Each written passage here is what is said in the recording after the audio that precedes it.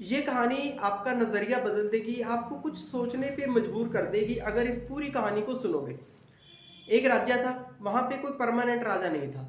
हर साल किसी ना किसी को राजा बनाया जाता था। एक साल तक वो जो चाहे कर सकता था, लेकिन एक साल के बाद उसको उस राज्य से कुछ किलोमीटर दूर एक जंगल के अंदर छोड़ दिया जाता था। उस जंगल में चारों तरफ नदी थी, बीच में जंगली जानवर थे, और जैसा कि हम सोच सकते हैं, जब वहाँ पे कुछ नहीं है, कोई पहरेदार नहीं है, कोई हथियार नहीं है, तो कुछ दिनों के अंदर या तो वो अगर छिपके रहता था तो भूख से मर जाता था, नहीं तो जंगली जानवर उसे मार देते थे। ऐसा हमेशा होता था। हर बार नया राजा आता था, हर बार एक साल राज करता था और उसका अंत यही होता था। लेकिन एक समझदार आदमी आया, उसने हिसाब किताब लगाया कि मेरे पास राज्य में कितना कुछ है, कितनी दौलत है।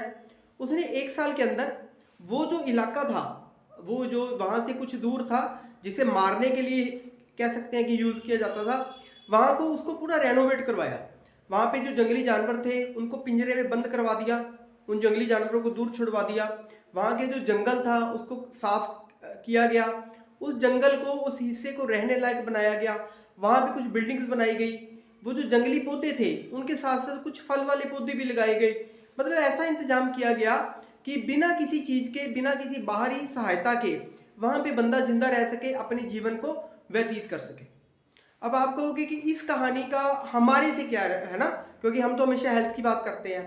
तो एक्चुअली हमारे पास कुछ टाइम होता है। मोस्टली लोग 15, 20, 18 साल से, 20 साल से, 25 साल से अर्न करना शुरू कर देते हैं। कब तक अर्न करते रहते हैं? अगर मैं बात कहूँ तो अच्छी तरीके से जो अर्न करते हैं वो 50 तक करते हैं।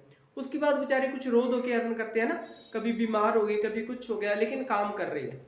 तो 50 तक हम प्रॉपर अर्न करते हैं और उसके बाद हम चले जाते हैं उस एरिया में, उस जंगल में जहाँ पे सिर्फ मौत ही है।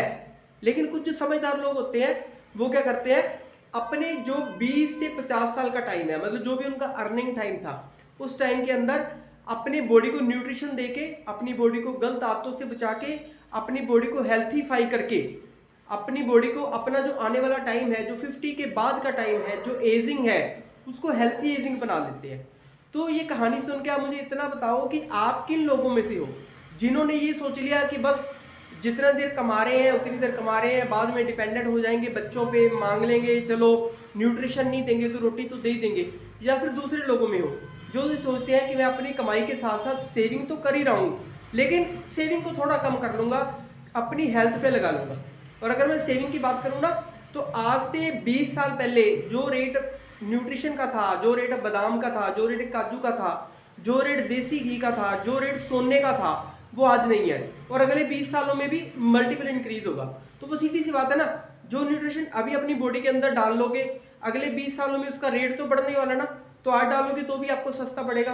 उम्मीद है आपको कहानी समझ आई होगी, कहानी के पीछे का जो मोटिव है वो समझ आया होगा। लेकिन इस पूरी कहानी को सुन के भी अगर आपकी दिमाग की वो बत्ती नहीं जली कि एक्चुअली मैं क्या कहना चाहता था, तो इस कहानी को पढ़ना सुनना बेकार था। और अगर कहानी अच्छी लगी तो इस कहानी को शॉर्ट में जाके, इसको शॉर्टकट करके, इसको कॉपी करके आप इसका जो लिंक है वो अपने उन दोस्तों को डाल सकते हो जिनको आप ये मैसेज कन्वे करना चाहते हो, जिनका आप भला सोचते हो, जिनके लिए आपको लगता है कि यार मेरी हेल्थी एज में है ना, जब मैं बूढ़ा होऊंगा, चाहे वो मेरा कोई रिश्तेदार है, चाहे मेरा कोई दोस्त है, वो मेरे साथ होना चाहिए, हेल्थी होना चाहिए, उसको ये स्टोरी जरूर डालो। तो फिलहाल के लिए बाय बाय, मिलते हैं हमारे अगले वीडियो में।